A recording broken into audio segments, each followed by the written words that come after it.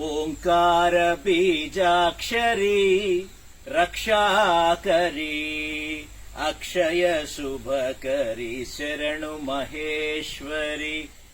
ఓంకార బీజాక్షరీ రక్షాకరీ అంబా శాంభవి గంభీర భైరవి. అంబా శాంభవి గంభీర భైరవి ఆనంద బింబాదరి జగదీశ్వరి. ఆనంద బింబాదరి జగదీశ్వరి. ఓంకార బీజాక్షరి రక్షాకరి.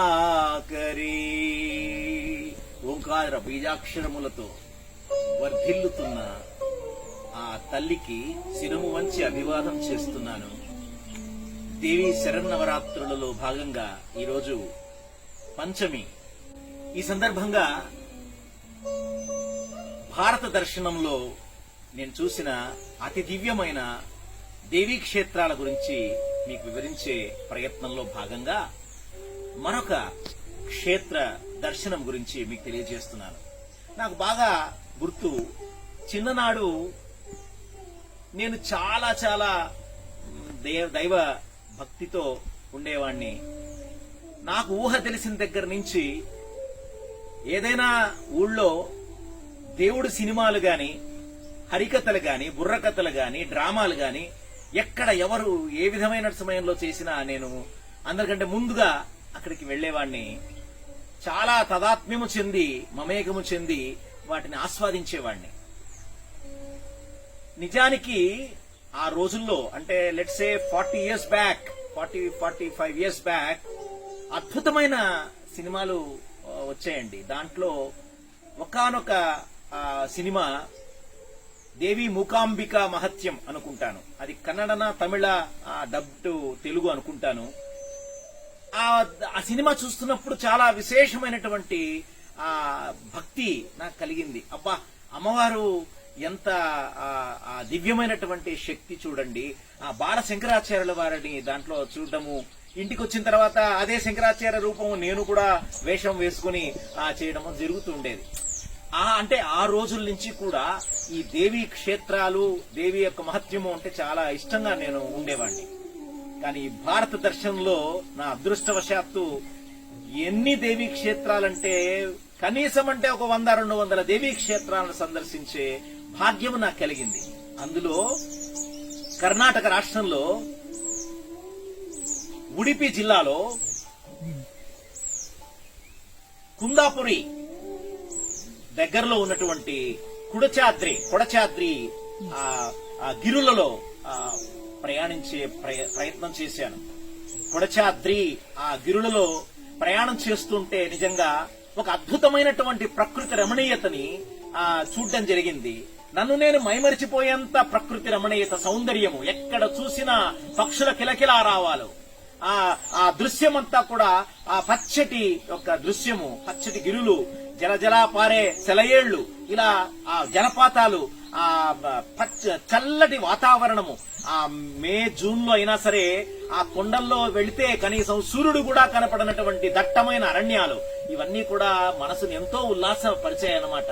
అయితే అక్కడ ఆ కొడచాద్రి గిరులలో స్థిరమై ఉన్నటువంటి ఆ అమ్మవారిని దర్శించాలి అని కొల్లూరు అనేటువంటి ఆ క్షేత్రానికి వెళ్లాను.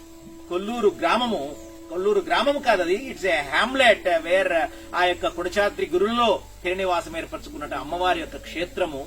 చాలా కాలం క్రితం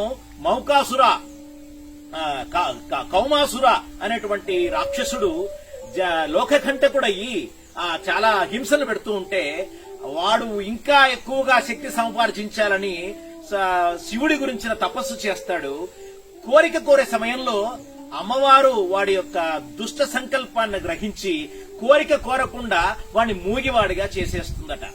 అలా తన యొక్క మూగితనానికి ఆ యొక్క ఆటంకం, ఆ యొక్క కారణము ఆ యొక్క దివ్య శక్తులే అని ఆ దేవతలని చెప్పి తెలుసుకున్నటువంటి ఈ అసురుడు ఇంకా విజృంభించి చాలా ఉగ్ర రూపంతో ఆ లోక కంటకుడుగా అక్కడ ఉన్నటువంటి ఋషులని, మునులని చాలా కష్టాలు పెట్టేవారట.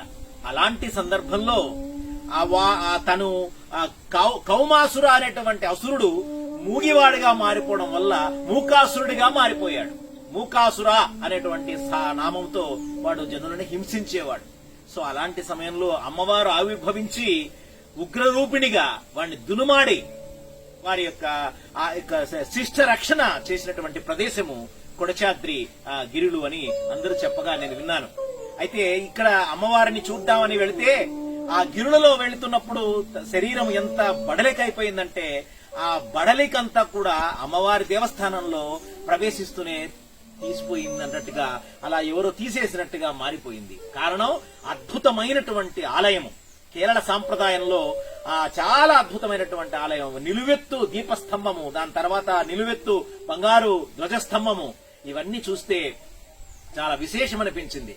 నేను పరిశోధనలో నాకు తెలిసిన విషయం ఏంటంటే ఈ స్థలంలో ఈ క్షేత్రంలో ఆదిశంకరుల వారు అమ్మవారిని పూజించినటువంటి క్షేత్రమట. శృంగేరి నుంచి స్వామివారు వస్తూ అమ్మవారి యొక్క అనుగ్రహం కోసమై ఇక్కడ తపస్సు చేసిన సందర్భంలో అమ్మవారు ప్రత్యక్షమైతే ఏం కావాలి నాయనా నీకు కోరుకో అని చెప్తే, అమ్మా కేరళలో నా యొక్క జన్మస్థానంలో మీరు కొలువై ఉండాలి తల్లి, మీ యొక్క దేవస్థానం అక్కడ లేదు అని చెప్పేసి స్వామివారు అనుకుంటే చాలా సంతోషంగా తల్లి నేను వస్తాను నాయన తప్పకుండా, నువ్వు ముందు వెళుతూ ఉండు, నేను వెనక వస్తాను, కానీ నువ్వు ఎక్కడా వెనక్కి తిరిగి చూడకూడదు అని చెప్పి ఒక కండిషన్ పెడుతుందట. అలాగే శంకరుల వారు అమ్మవారిని తీసుకుని వెళుతూ మార్గమధ్యంలో కొడచాద్రి యొక్క క్షేత్రంలోకి వచ్చినప్పుడు అమ్మవారు ఒక్క క్షణము అక్కడ ఆ మూకాసురుని వధించినటువంటి క్షేత్రంలో అలా నిలిచిపోతుందట, సవడే లేకుండా. ఎప్పుడైతే సవడి లేదో శంకరాచార్యుల వారికి అనుమానం వచ్చి కుతూహలంతో అయ్యో అమ్మ నిలిచిపోయిందా ఏంటి అని ఒక్కసారి వెనక్కి తిరిగి చూస్తాడు. అమ్మవారు నవ్వుతున్నానా, ఇక్కడే ప్రతిష్ఠించిన నువ్వు వెనక్కి తిరిగి చూసావని శిలారూపంలో అయిపోయిందట. అలాగా స్వయంభూగా జ్యోతిర్మయ లింగ రూపంలో ఈ క్షేత్రంలో అమ్మవారు వర్ధిల్లింది అని చెప్తారు. అప్పుడు శంకరాచార్యులు అమ్మవారి గురించి ధ్యానం చేస్తే ఆ ధ్యానంలో అమ్మవారు 4 చేతులతో ఆ పద్మాసనంలో కనిపిస్తుందట. కనిపించిన అమ్మవారిని మూకాంబికగా స్వామివారు ఆరాధించి వారికి పంచలోహ విగ్రహము అక్కడ ప్రతిష్ఠ చేస్తారు. ఇలాంటి క్షేత్రము కర్ణాటకలో 7 మోక్ష స్థలాలలో ఈ యొక్క కొల్లూరు మూకాంబికాదేవి ఒకటి అని చెప్తారు. అక్కడ సౌపర్ణిక నదీ తీరంలో అమ్మవారు వెలిసింది. ఈ యొక్క 4000 అడుగుల ఎత్తులో శిఖరం మీద నిజమైనటువంటి ఉగ్రరూపిణిగా ఉన్నటువంటి అమ్మవారు ఉందని ఇప్పటికీ చెప్తారు. అక్కడ వెళ్లడం కష్టమన్నటువంటి ఆలోచనతో మన ఆదిశంకరుల వారు ఇక్కడ దేవస్థానాన్ని ప్రారంభించారు. మహామహులు ఎందరో కూడా అమ్మవారికి దర్శనం చేశారు. ఈ విషయాలన్నీ కూడా అక్కడ తెలుసుకున్నప్పుడు ఎంతో అద్భుతంగా అనిపించింది. అమ్మవారి యొక్క సన్నిధిలో ఎంతసేపు ఉన్నానో నాకే తెలియదండి. రష్ లేదనుకోండి, కానీ అన్ని సార్లు ముందుకెళ్లడం వెనక్కి రావడం మళ్ళీ అదే క్యూలో వెళ్లిపోవడం, ముందుకెళ్లడం వెనక్కి రావడం మళ్ళీ అదే క్యూలో వెళ్లిపోవడం, సమస్తలో సుఖినో భవంతు అన్న ఆ యొక్క మంత్రాన్ని చెప్పుకుంటూ ముందుకెళ్లడం, ఆలోచించడం, ప్రార్థించడం ఇదంతా జరిగింది. నిజానికి మనకు వీలవుతే దేవీ భక్తులు ఎవరైనా సరే అత్యంత మహిమాన్వితమైనటువంటి మూకాంబిక క్షేత్రాన్ని సందర్శించాలి అని నేను చెప్తున్నానండి. ఇలాంటి అద్భుతమైనటువంటి క్షేత్రాన్ని చూసినందుకు నన్ను నేను ఎంతో అదృష్టంగా నేను తలుచుకుంటున్నాను. ఈ విధంగా ఈ తల్లి యొక్క ప్రాశస్త్యం అంతా ఇంత కాదు. ఎందరో రాజులు, మహారాజులు, మంత్రులు, ముఖ్యమంత్రులు ఎందరో ఈ యొక్క క్షేత్రానికి వచ్చి అమ్మవారిని కొలిచారు అని.